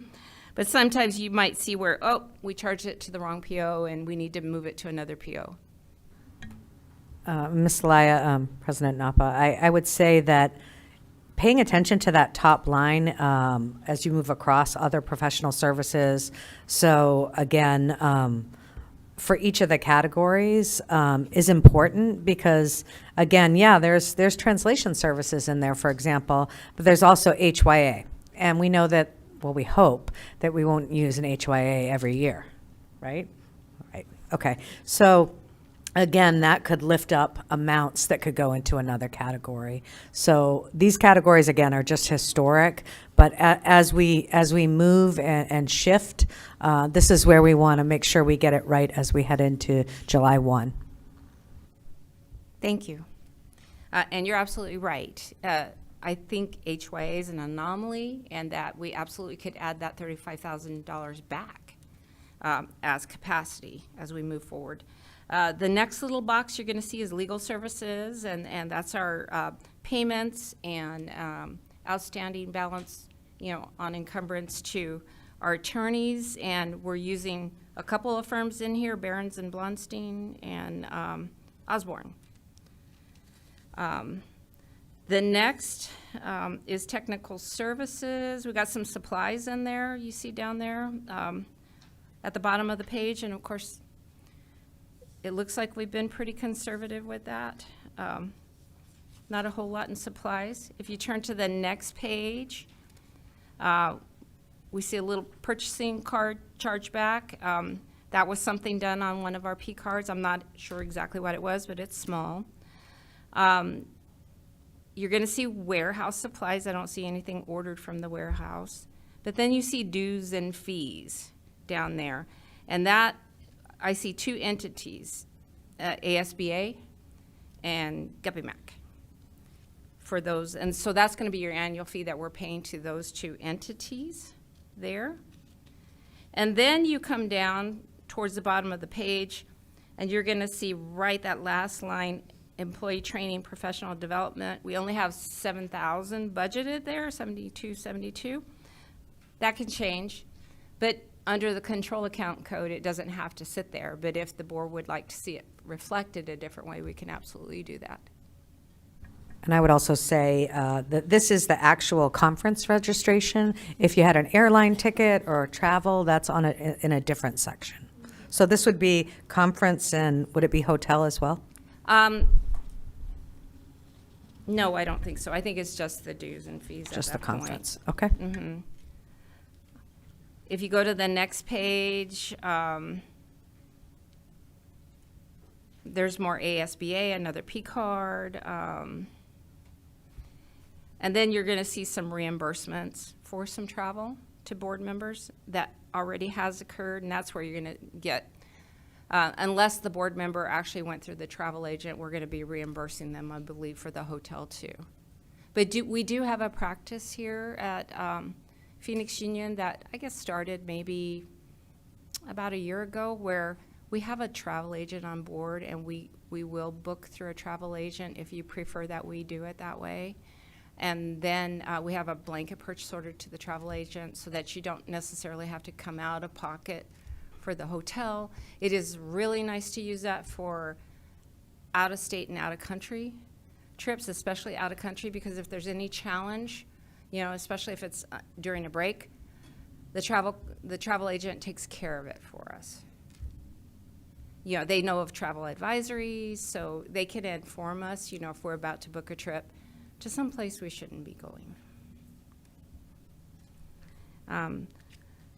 So if you go to that last page, there's no activity other than the bottom line there. So right now, today, the balance that is available is almost $55,000. If we were to add back in that $35,000, we didn't make any other change, that puts you at almost $90,000. And if you wanted to, divide it 7 ways or give everybody $5,000 and then you have a central pot, that's one way to do it. Miss Elia, $35,000 or the $30,000, where did that come from? HYA. HYA, okay, We thank don't you. believe that next year. Yeah, okay. We shouldn't. And Ms. Zelaya, is it safe to assume, though, when I look at this whole control group as $204,000, again, I'm just adding in my head, approximately 66,000 unspent. So, yeah, and if we're showing a balance of 55, have we overspent in some areas to make that adjustment, right? Because if we look at, start from the beginning, or miscellaneous, it's untouched, $48,000. Printing and binding, untouched, $16,000. Absolutely. Right, so Absolutely. there's clearly some areas that we just don't even touch, but then we overspend in other areas. Correct. And this is an area where we have an opportunity to better align the budget to where we think we're actually going to spend it, and allocate. If we could even, if we want to separate board professional development out of this control code and not mingle it with, dues and, the HYAs and the attorneys, we could even do that so that we're not stepping on that if we, need to increase attorney fees for any reason. So that opportunity is there. I will just say, since my time here in the district, historically, I've not seen this board, Phoenix Union's board travel a whole lot. I've seen it in other districts where the board does a lot more staff development. I don't know the history as to why Phoenix Union wasn't doing a whole lot of it. It was actually pretty surprising, because I've been in districts where all 5 go together, to workshops for specific reasons. So we can make any changes, like that you would like. I would, President Napa, member, clerk, I'm not used to that, clerk Marquez and board. In this day and age with the political climate, both nationally and locally, I think school boards need to be stronger than ever before with their governance, with their legislature, with working on policy, strong policy. So I would encourage both really looking at that travel and development on the governance side of the house. Again, for travel and professional development, so that we can see what the landscape is across, because we are not alone, and there's advocacy that can happen, and we shouldn't just sit back. We should be active out there. So I would encourage to put as much as you can into that professional development together for legislative affairs and governance. Madam President, Ms. Zelaya, I think it would be helpful in this control group to have board PD carved out as a specific budget line item, and then to carve out so board members, hopefully maybe in June, we'd see, okay, for this next fiscal year, each board member has $5,000 that they can spend on conferences and dues of their choosing, or they have $10,000. What is the range? But then also to have a separate budget line item for collective training for, if we decided to hire the council or school board partners to come in and do something at a retreat for all of us as a board. And so when I think about those numbers, I think the council's training for collective ongoing board coaching was about $100,000 a year.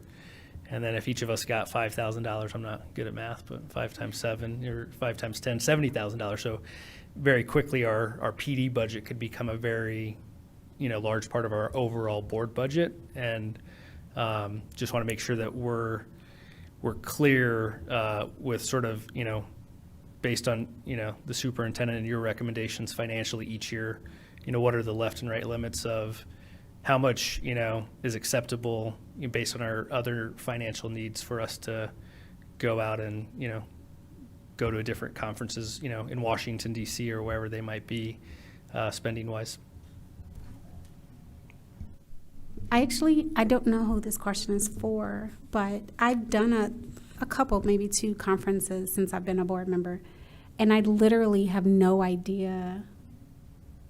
Edith took care of everything. She booked it, And so I don't know, like, what's a reasonable amount to when we're thinking about, like, how much if we say we're going to go to 2 conferences. I don't know. I have no idea because Edith did everything. And so I don't know, like, does that make sense? Am I? It does, President Napa, Board Member Ross. I've seen different things. As far as I know, there's no legal restrictions on professional development. Because I've been like in 5 or 6 different districts in my tenure, I've seen some travel very little, and they were pretty controlling and restrictive related to that travel, and there was a requirement that they come back to the entire board and report out on what they've learned. Yeah, which kind of makes sense. But I've also seen some that, they had, big travel budgets, and they traveled and they carried credit cards with them, and it was challenging because sometimes they charged things they weren't supposed to charge, and we had to try to collect it. That was challenging. That was. I'd prefer not to be put in that position again. So I think, you got to remember that our operating budget is over $300 million now. And we're talking about $100,000. Also, though, we also have to be mindful thinking about Member Para's comments. We want to be mindful. We don't want to appear wasteful. And we did just, you just had people like just, I don't know how to word it in the proper words, but like close out those positions that were open because. Right, we closed vacancies. Yes. We're in a period of decline. Yeah. I would think the importance of it and justifying the amount from my perspective is, what's the goal? What's the learning goal? How's it going to help us, as a district move forward? I think some finance classes would be great, because we are in a period of decline. So, if we ever get to a point where we have to make deep cuts, our board understanding what that means, how that impacts staff and students would be critical. So I think it's going to depend on the goals, and then you justify from that point how much money we're setting aside here. So that's, you're welcome. President Napa, members of the board, I would also remind you that, going with a bigger agency for collective training may not have to happen every single year, right? You don't have to have training on board development or goal development every year. So, and I would also remind you, it's a volunteer position, and there's only so many retreat days, right? So even if we wanted to spend a ton on collective professional development, I don't know that there's enough hours in the day to do it. So keeping in mind, maybe 3 to 4 retreats a year.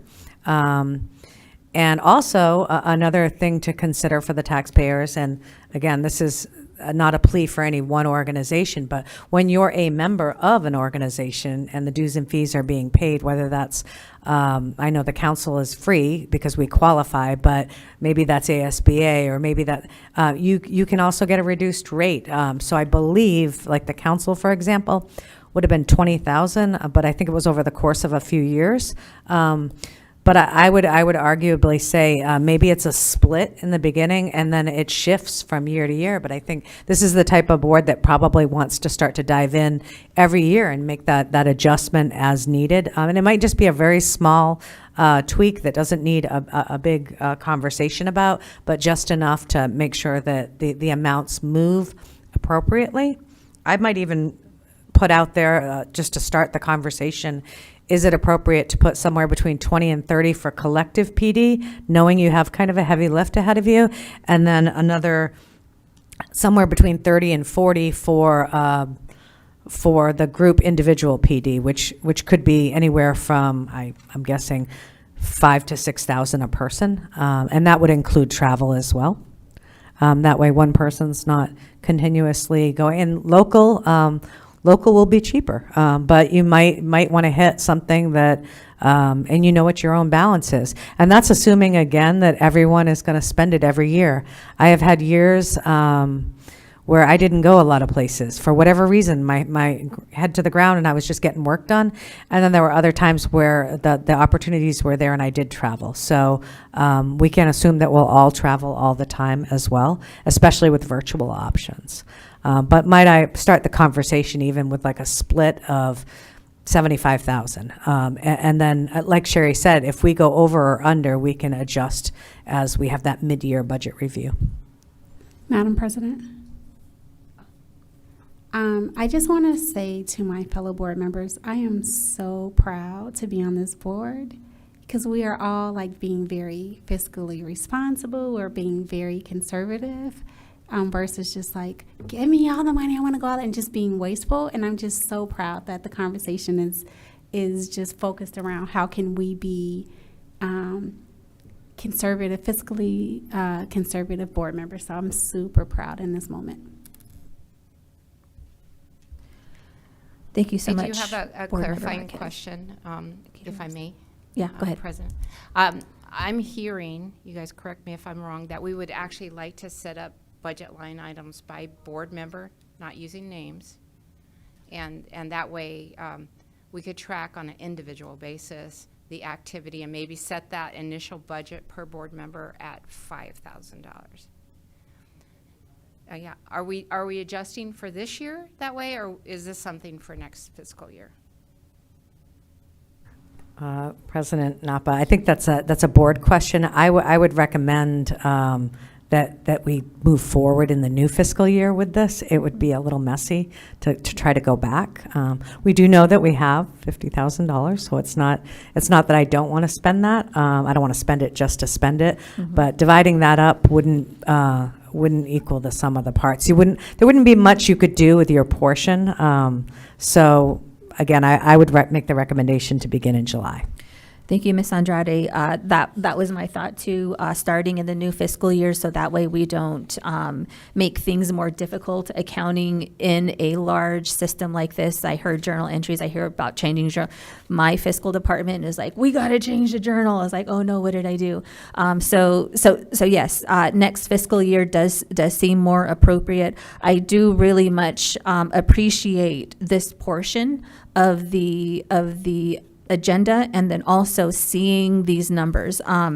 Reading these types of tables is often daunting, but having someone go through and have us understand is wonderful. Do we need to make a motion, or can we just move forward that this is, yeah? I just noted that this item is only agendized for discussion and information, so there's no action today. Thank you so much. Any other questions?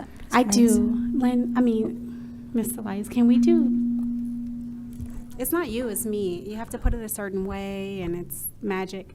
Can we do 5,500 instead of 5? Sure. That sounds like a pretty number.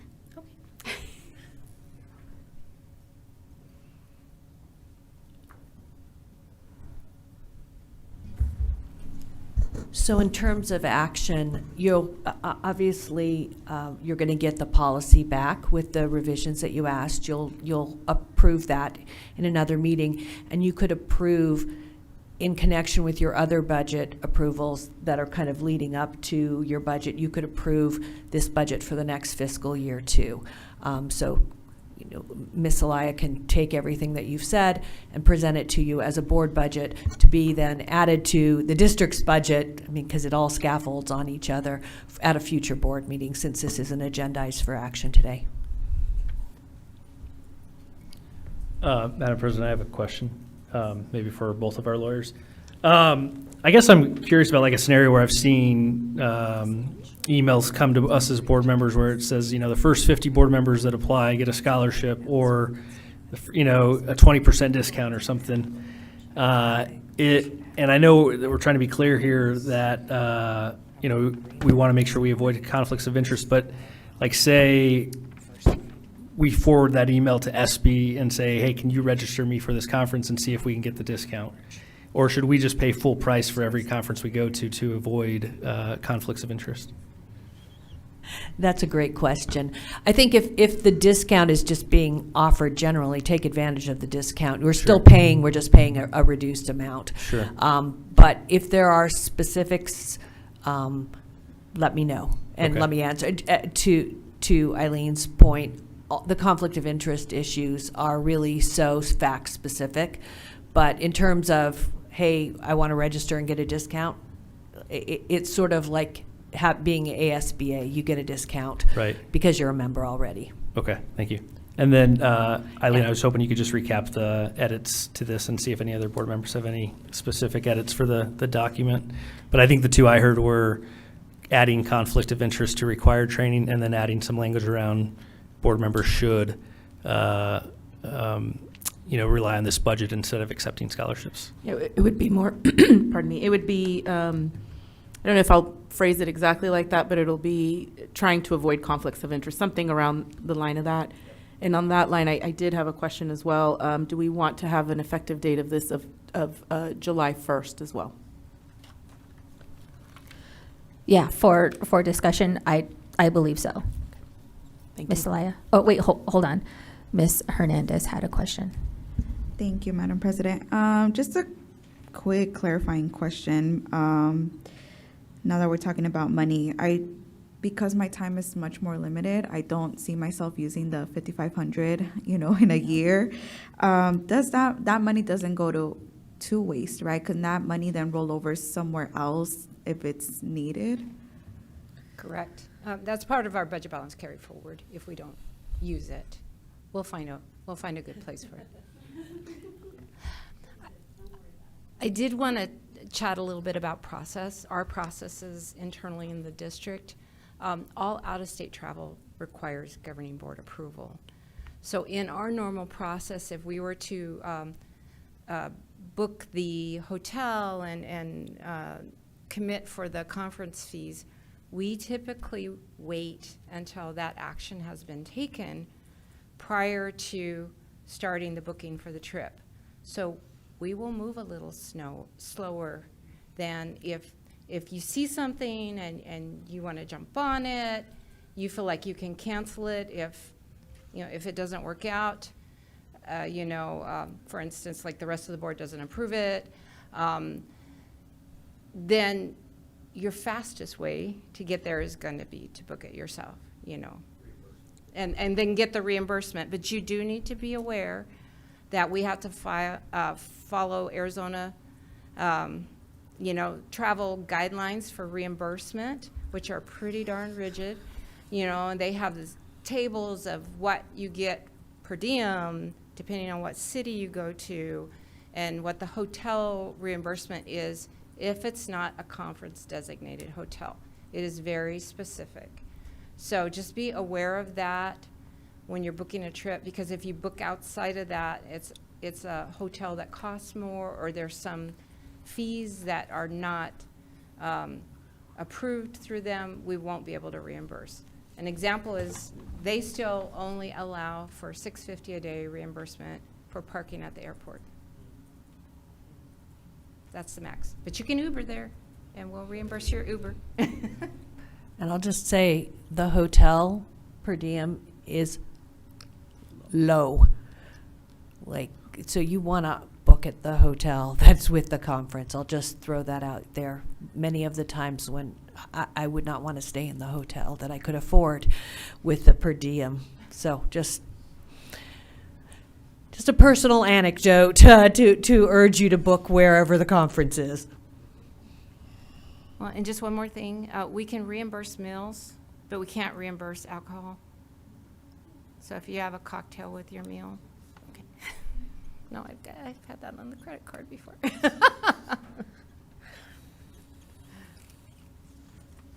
But if you're with me, I can buy you alcohol. Yes, you can buy it personally, yes.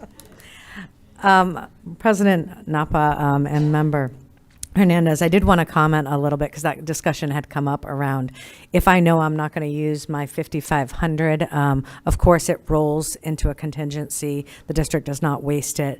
But if it is in the current fiscal year and you're pretty sure, it's February and you're not going to touch the remaining 3,000 or something, and someone wants to go to a I'm sure it's pretty much the same line item. You can, I don't want to say gift it because it's public funds, and there's no gifting of public funds, but you can forward it, so to speak, to a fellow board member.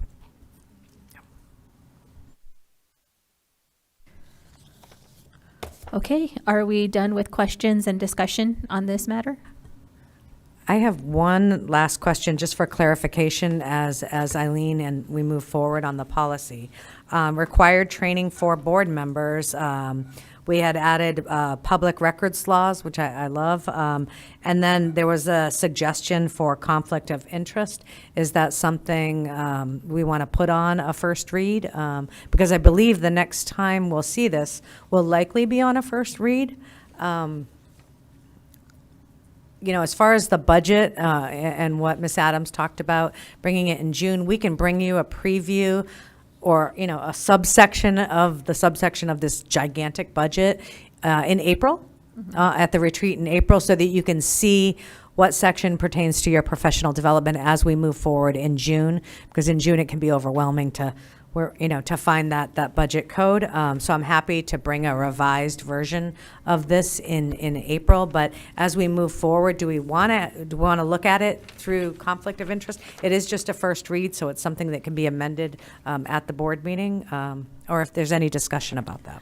So the first read would be in March? February seems tight. Yeah. First read in March then. Yeah? Yep. Okay. Moving on then, correct?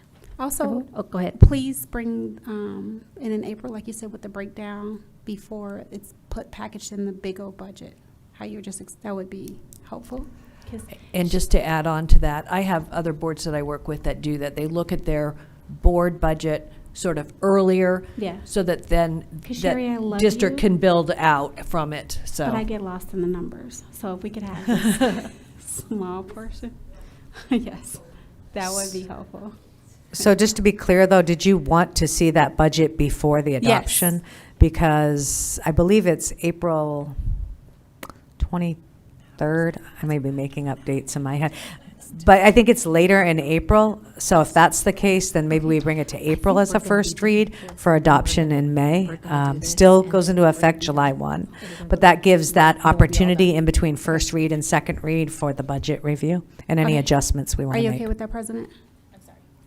I was suggesting to bring it in April for the first read, because if we'd like to review the budget, the next retreat is in mid-April or late April. So this will give an opportunity for a first read early April, a retreat where we can look at the actual adjustments and the numbers. If there's any adjustments to the policy or the budget, we can make those at the retreat with possible action in a position to do the second read and adoption in May, all still in effect before July 1.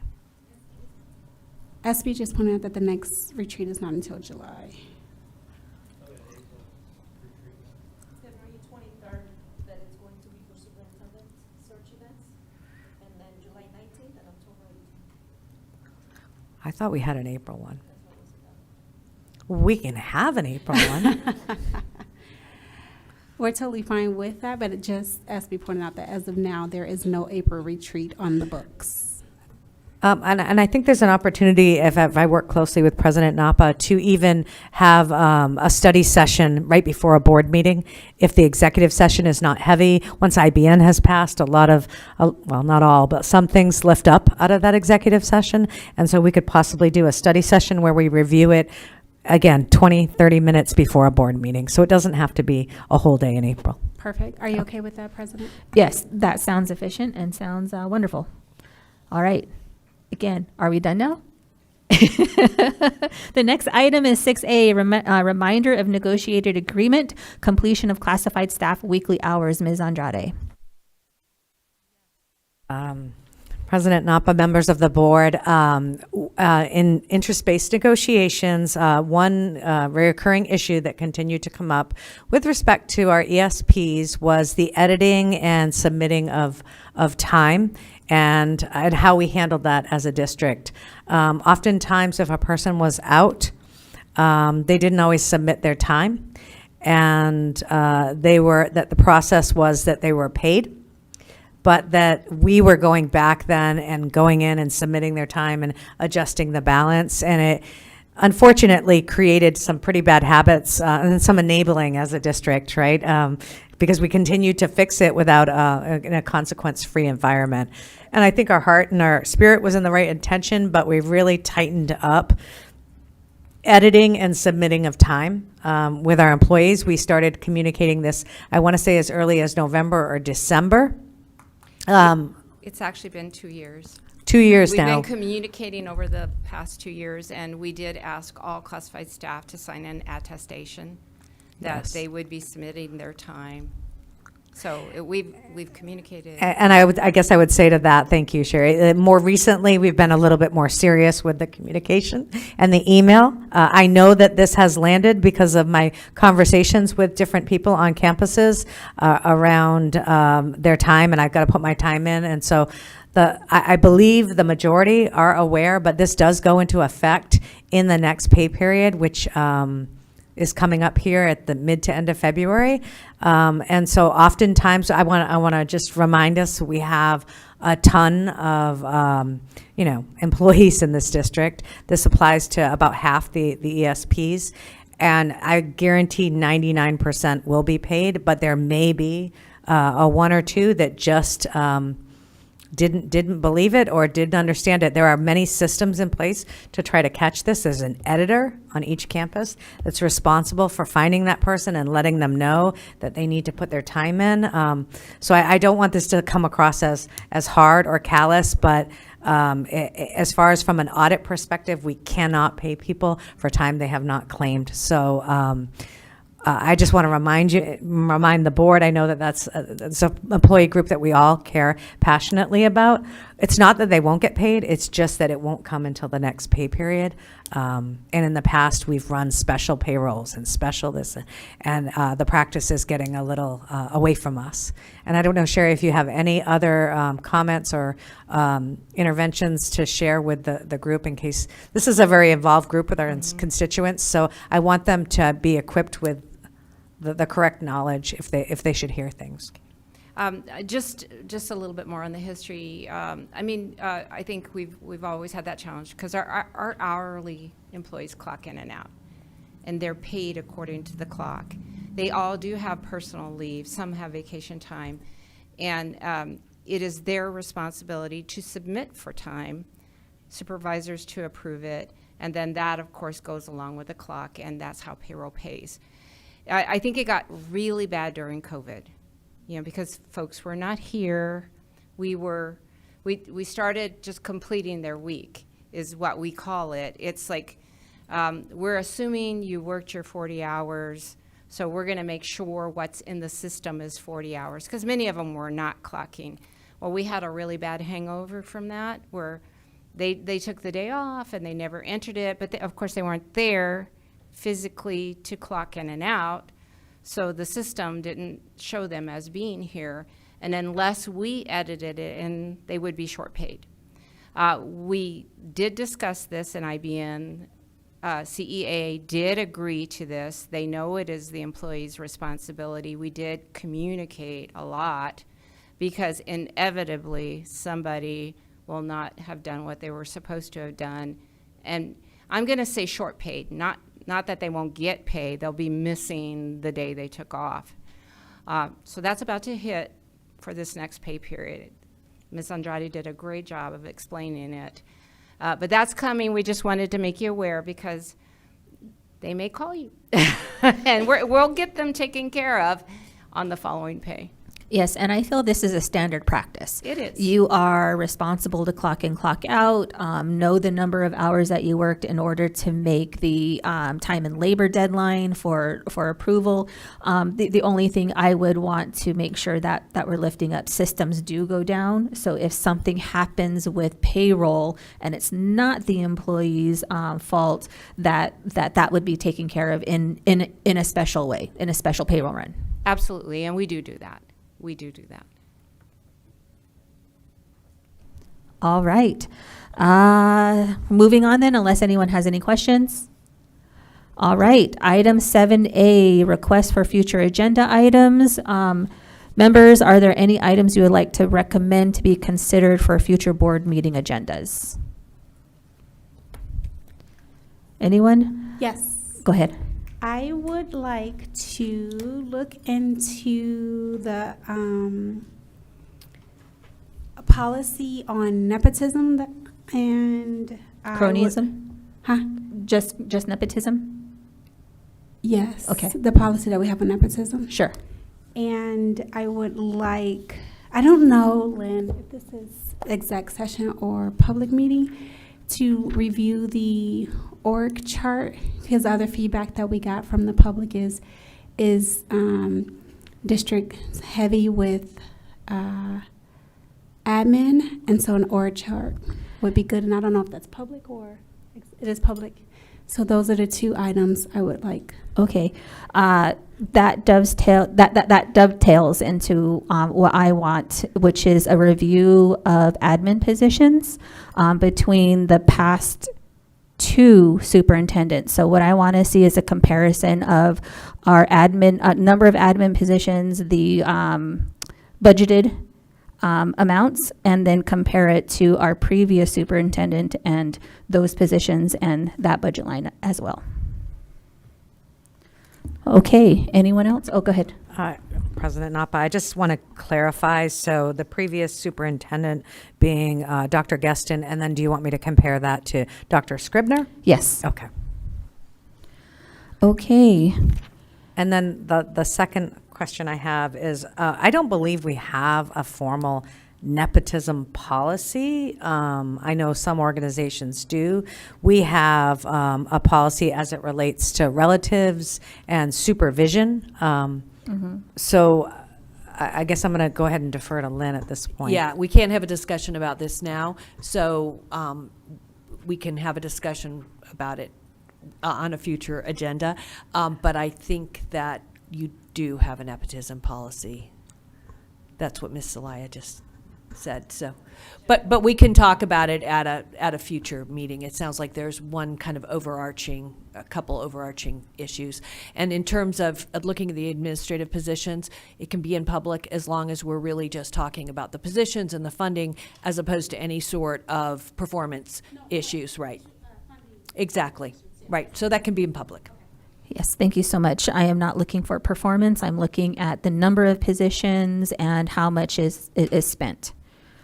Okay. All right. Any Clerk Marquez? Okay. All righty then. Let's see what the script says, which I pretty much know. Item 7B, motion to adjourn the governing board retreat. Having concluded our business, is there a motion to adjourn? I motion. Second. A motion to adjourn has been made by Board Member Ross and seconded by Board Member Hernandez. On the motion, those in favor, please indicate by saying aye. Those opposed by aye. Aye. Aye. Those opposed, nay.